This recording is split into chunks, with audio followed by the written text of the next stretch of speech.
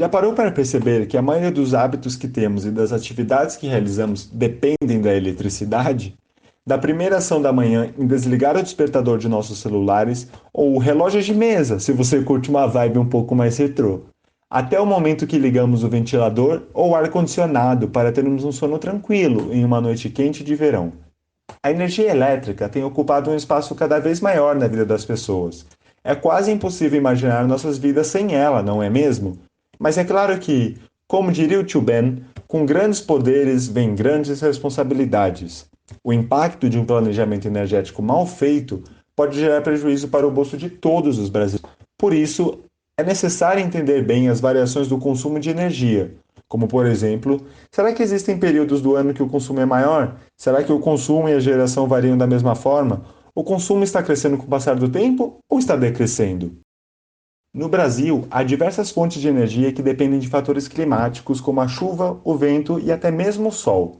Há outras que requerem planejamento da compra de combustíveis, que têm valores que variam bastante, como o gás natural, o diesel e alguns derivados do petróleo. Imagine ter de decidir quanto, quando e como a energia será produzida, considerando a característica de cada uma destas fontes. Este certamente não é um trabalho fácil e deve considerar a disponibilidade de energia que pode ser gerada por cada uma destas fontes nas próximas semanas, meses e até mesmo anos. Junte isso com a variação do consumo em cada época do ano. Afinal, você também liga o ar-condicionado nos dias muito quentes, não é mesmo? Ou já utilizou o seu chuveiro elétrico na opção mais quente nos dias bem frios de inverno? Você sabia que até a Copa do Mundo pode determinar a variação do consumo de energia? Sim, a Copa do Mundo! Pensa só, muitas pessoas se juntam durante aproximadamente 2 horas de diversos dias do ano, parando todas as demais atividades que consomem energia para focar-se em uma única tela de televisão. Você, seus amigos e mais algumas 20 pessoas, todas olhando para a mesma tela. Pois é, assistir ao jogo com os amigos pode ser um ótimo hábito de eficiência energética. Você deve ter percebido que são muitas variáveis a serem consideradas. Processos decisórios complexos como este são comuns no dia a dia de quem trabalha no setor de energia, mas não só. Entender a variação do comportamento do consumo e da disponibilidade de um produto é um processo corriqueiro para diversos profissionais. Mas essa tarefa não é simples. Então, para ter certeza de que a decisão certa está sendo tomada, é preciso conhecer as ferramentas certas. Graças à EPE, a empresa de pesquisa energética responsável por vários dados do setor de energia, sabemos que a região Sudeste é campeã no consumo de energia elétrica. Tudo graças à quantidade de indústrias e escritórios presentes na região. É por conta disso que as pesquisadoras Letícia Milani, Gislene Pereira e Thelma Safadi realizaram um estudo de análise de tendência e sazonalidade das séries históricas de consumo desta região, utilizando os testes estatísticos ANOVA, teste de Cox-Stewart decinal, teste de Fisher. Peraí. Você deve estar se perguntando: o que são esses testes? O que queremos dizer com sazonalidade e tendência? Séries históricas? Do que vocês estão falando? Calma, veloz. Vem com a gente entender um pouco mais sobre essas ferramentas tão importantes da ciência e trazer a luz para o mundo da energia. Para vermos se os meses em diferentes anos possuem alguma influência no consumo de energia, utilizamos séries temporais, que nada mais são do que dados coletados em intervalos regulares durante um período de tempo. É como o preço do tomate que a gente compra no mercado. Ele pode variar bastante com o tempo, e várias coisas podem impactar essa variação. Mas imaginamos que de alguma forma as estações do ano podem alterar a época da colheita e plantio, e assim a disponibilidade de tomates ao longo do ano. Mas e o consumo de tomate? Será que as pessoas consomem mais ou menos tomates a depender do momento do ano? Substitua o tomate por energia e você entenderá o problema que estamos tratando. Estas séries temporais podem ser compostas por 4 padrões: tendência, variações cíclicas, sazonais e irregulares. Ao olharmos para como o consumo variou nos últimos anos na região Sudeste, notamos que, com o passar do ano, parece que as pessoas estão consumindo mais e mais energia. Pode ser porque a população está maior, ou porque as pessoas compraram muitos eletrodomésticos nos últimos tempos e estão consumindo mais energia, ou ainda porque estão trocando suas lareiras a lenha por aquecedores elétricos mais modernos. Isso é o que chamamos de tendência. É o comportamento geral que espera-se dos valores no tempo, se eles crescem, decrescem ou se mantêm estáticos. Você já deve ter percebido até aqui que, a depender da estação do ano, que modifica o clima de forma repetitiva, e de muitos outros fatores, espera-se que a variação do consumo tenha um aspecto sazonal, ou seja, que se repete numa periodicidade de meses ou anos. Se pararmos para pensar como o clima impacta na disponibilidade de energia e no fato de que muitos fenômenos climáticos ocorrem em escalas de 2 ou mais anos, podemos ter variações que se repitam com mais tempo entre elas. Isso é o que chamamos de variações cíclicas, são de mais longo prazo. Já as variações irregulares surgem de eventos pontuais e não têm aspecto repetitivo. Pense, por exemplo, na pandemia do coronavírus.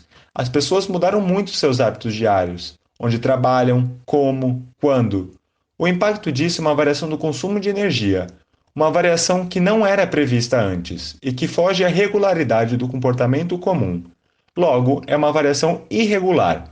Outros momentos de crise pontual podem se apresentar como causadoras de variações irregulares, como a da bolha imobiliária americana, em 2008, que desaqueceu a economia de grande parte do mundo. Logo, pode ter gerado um menor consumo de energia elétrica na indústria. Pare para pensar: você também não economiza dinheiro quando percebe que vai ficar apertado com as contas para pagar no fim do mês? Já pensou que maravilha seria se você conseguisse descobrir se os seus gastos seguem algum padrão repetitivo e perceber quando você está mais ou menos apertado?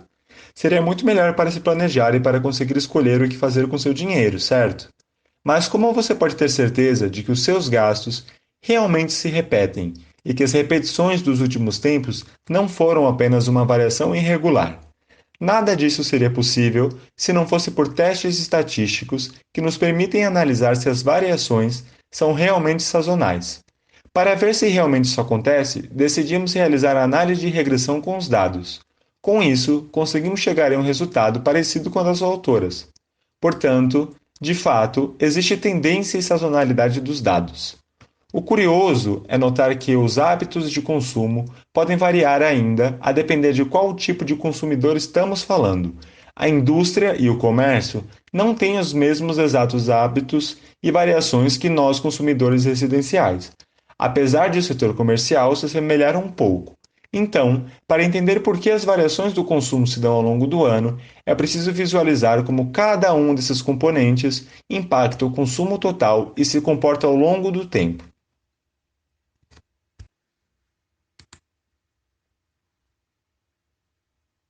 Como você já deve imaginar, a indústria é a principal responsável pelo consumo de energia elétrica, e só depois dela que estão os consumidores residenciais, seguidos pelo comércio. Sim, as pessoas consomem em casa mais que o setor de comércio. E a razão é bem lógica. Pare para pensar. Quando você está em casa sozinho, quantas luzes você deixa ligada pela casa? Bastante, não é mesmo? Imagine se você mora com outras 3 pessoas. Esse número deve aumentar um pouco, já que podem estar todos em seus quartos com suas luzes. Agora, em um local de trabalho, geralmente muitas pessoas utilizam de fontes de iluminação comum. Conseguiu perceber? Parece um pouco com a Copa do Mundo. Conforme as pessoas se concentram, a tendência é que o consumo total diminua, já que o uso pode ser compartilhado de diversas formas. Mas não é só a quantidade de energia consumida que varia para cada categoria de consumo. Se pararmos para pensar, as demandas da indústria por energia são bem diferentes das nossas ou do comércio.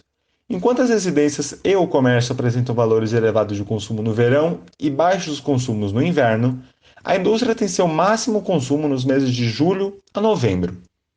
Como consumidor de energia, gastamos muito com aparelhos para resfriar nossas casas nos meses mais quentes do ano, e por isso o consumo é tão elevado no verão. Já no inverno, o friozinho da região sudeste já é mais que suficiente para desanimar qualquer um da ideia de ligar ar-condicionado ou ventiladores, mas também não é tão frio que precisamos de aparelhos de aquecimento. Então, o inverno apresenta consumos menores. Mas não somos somente consumidores de energia, não é mesmo? Eu e você adoramos receber e dar presentes de Natal, mas sempre deixamos para comprar na última hora. Além disso, é ótimo fazer umas comprinhas com 13º, não é? Então, as fábricas antecipam as produções para os 5 meses iniciais do segundo semestre, ou seja, de julho a novembro, o que justifica o aumento tão significativo do consumo de energia pela indústria nestes meses. Ufa, chegamos ao fim. E aí você pergunta: legal, mas e agora? Agora você já sabe que não é só sua conta de luz que fica mais cara em determinados meses do ano, porque você consumiu um pouquinho a mais. A variação é para todo mundo. E é por isso que o planejamento energético deve ser feito com bastante cuidado e utilizando as ferramentas mais refinadas e robustas. Quanto a nós, o que podemos fazer para colaborar é tentar reduzir ao máximo os excessos de energia que consumimos, ajudando o nosso próprio bolso e o meio ambiente.